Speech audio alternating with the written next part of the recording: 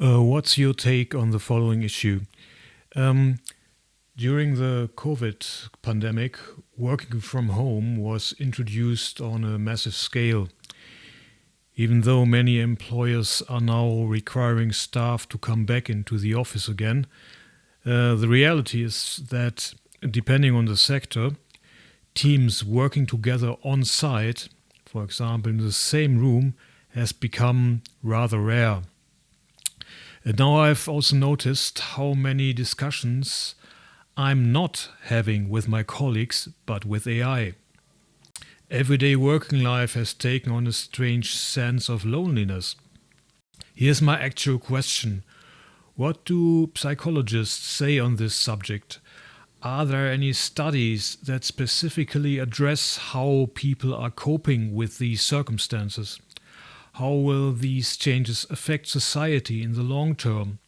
People will experience fewer situations in which they can practice expressing their opinions whilst remaining constructive. A discussion with AI makes sense, but AI, for instance, never adds the impact of a difficult personality to a response. So, what's your take on it? Yep, I can hear you loud and clear, Michael. That's a really thoughtful observation, and you've touched on something that's genuinely concerning a lot of researchers right now. Right, so the research is really validating what you're sensing. There's been a sharp increase in studies on this since 2020, and the findings are quite sobering. You're spot on about the loneliness piece, but here's what's particularly striking.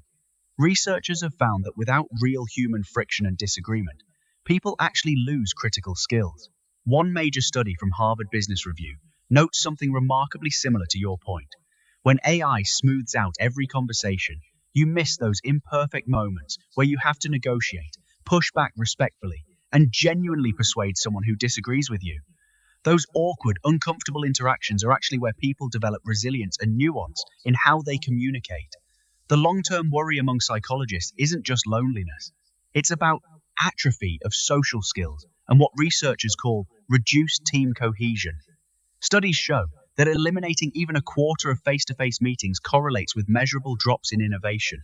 There's something about being in the same room that sparks ideas in ways that hybrid conversations simply don't. What's interesting is that the research suggests the isolation effect is worst when it's compulsory, like it was during lockdowns. It's less damaging when people actually choose it. Does your situation feel more forced, or is there genuine flexibility there?